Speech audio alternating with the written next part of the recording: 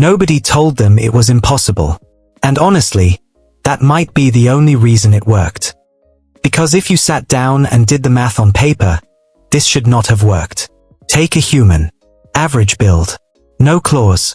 No venom. No armor. Now put that human in front of an animal the size of a 2-story building. An animal that weighs as much as 8 family cars stacked together. An animal with tusks so long they could reach across your living room. That animal is a woolly mammoth. And these small, slow, relatively fragile humans looked at it and said, "That's dinner."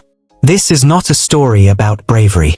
This is a story about one of the most clever, calculated, and quietly extraordinary things early humans ever pulled off. And by the end of this video, you are going to wonder how we ever forgot how capable they were. Before anything else, you need to respect the mammoth. Not in a sentimental way. In a practical, survival math kind of way. A woolly mammoth stood up to 12 feet tall at the shoulder. That is taller than most ceilings you have ever stood under. It weighed between 6 and 8 tons. Its curved tusks alone could stretch up to 14 feet long. And it was not slow, not confused, not easy to sneak up on. It lived in herds, which meant it was almost never alone. It had sharp instincts built from thousands of years of surviving predators. So the question is not just how did early humans kill a mammoth. The real question is how did they even survive long enough to try. The first thing to understand is that early humans never fought fair. Fighting fair against a mammoth meant losing. So they did not do that. Instead, they used the environment as their first weapon. Mammoths were enormous, which sounds like an advantage until the ground becomes soft. Muddy riverbanks, boggy swamps, narrow ravines. These were death traps for an animal that heavy. Early hunters knew this. They had been watching mammoths move across the landscape for generations. They knew where the ground was unreliable. They knew where a mammoth's weight became a liability instead of a strength. So they did not chase mammoths. They steered them. Using noise, fire, and coordinated movement, groups of hunters would drive a mammoth toward terrain that worked against it. A mammoth stuck in soft mud cannot charge, cannot turn quickly, cannot use its size to escape. Suddenly the biggest animal on the landscape becomes manageable. That is not hunting. That is engineering. But they did not stop there.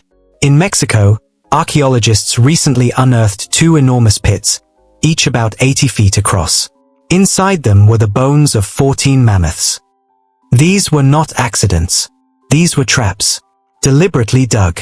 Carefully concealed with vegetation on top. Hunters would drive a mammoth toward the pit, and gravity did the rest. Evidence suggests some of these pits were used repeatedly for over 500 years. That is not a lucky trick. That is an institution. A hunting strategy so reliable it was passed down across generations like family knowledge. These people were not improvising. They were executing a system that had been tested, refined, and proven. Now let's talk about the weapons. Because this is where most people get it wrong. The popular image is a caveman throwing a spear at a mammoth from a few feet away. That image is almost certainly wrong. Research from the University of California suggests that humans simply do not have the shoulder force to throw a stone-tipped spear with enough momentum to pierce a mammoth's thick hide. So they had to solve that problem. And they did. The first solution was the atlatl. An atlatl is a handheld throwing board that works like an extension of your arm. It could propel a dart or spear at speeds of up to 80 miles per hour. That changes everything. A weapon moving at 80 miles an hour does not need a brave human standing 2 feet from a mammoth. It reaches the target from a distance the mammoth cannot close in time. The second solution was even more unexpected. Some hunters planted their spears directly into the ground with the sharp tips pointing upward. Then they drove the mammoth toward those spears. The mammoth's own weight and forward momentum drove the point deep into its body. The hunter did not need to throw anything. The mammoth did the work itself. That is not primitive. That is physics being used as a weapon. But none of these strategies work alone. The real weapon in every mammoth hunt was the group. No individual hunted a mammoth solo and survived to talk about it.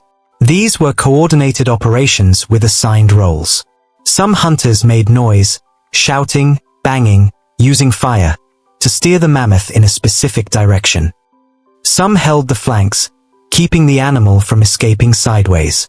Some handled the spears at the critical moment. Some stayed back to protect the group if things went wrong. This was not random chaos. It was organized, deliberate, rehearsed. Early human groups tracked mammoth migration routes in advance. They scouted locations. They prepared tools. They planned exits. They developed communication strategies and assigned specific roles to each hunter before the hunt even began. Think about what that means. These people had to agree on a plan. Hold that plan together under pressure. Execute it against an animal that weighed more than all of them combined. That is not the behavior of people stumbling through life. That is the behavior of people running a very serious operation. And then the mammoth fell. And that is when the real work started. Because killing the mammoth was only half the mission. What happened next is honestly the part that deserves more attention. Every single part of the animal was used. The meat fed the entire community for weeks. In cold climates, the natural freezing temperatures kept it preserved for even longer. The fat was rendered down and used as fuel for lamps. In a world with no electricity and long dark winters, that fat meant light. The thick woolly hide became clothing, blankets, ground cover against frozen earth. The bones were stacked and shaped into circular shelters, actual homes built from mammoth skeleton. Archaeologists have found these bone houses across Central and Eastern Europe. The tusks were carved into tools, weapons, and artwork. One mammoth did not just provide a meal. One mammoth provided food, clothing, shelter, light, weapons, and art. It was not prey. It was a resource so complete it could sustain an entire community. The prehistoric equivalent of a full supermarket. Except the supermarket weighed 8 tons and tried to kill you first. There is something worth saying before this wraps up. Some people imagine mammoth hunting as a reckless, testosterone-fueled charge into danger. A bunch of people running towards something enormous and hoping for the best. That is not what this was. Evidence of broken bones and traumatic injuries in prehistoric human skeletons tells us hunting accidents were real and they were common. People did get hurt. People did die. This was genuinely dangerous work with no safety net underneath it. But they did not approach it recklessly. They approached it the way a serious team approaches a serious problem. With intelligence. With preparation. With roles and systems and knowledge built across generations. The hunters who came before left behind more than just bones and tools. They left behind understanding.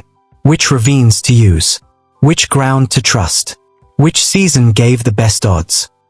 Each generation started with everything the previous one had learned. And they added to it. That accumulated knowledge is why mammoth hunting worked at all. Not strength. Not luck. Not some mysterious biological advantage.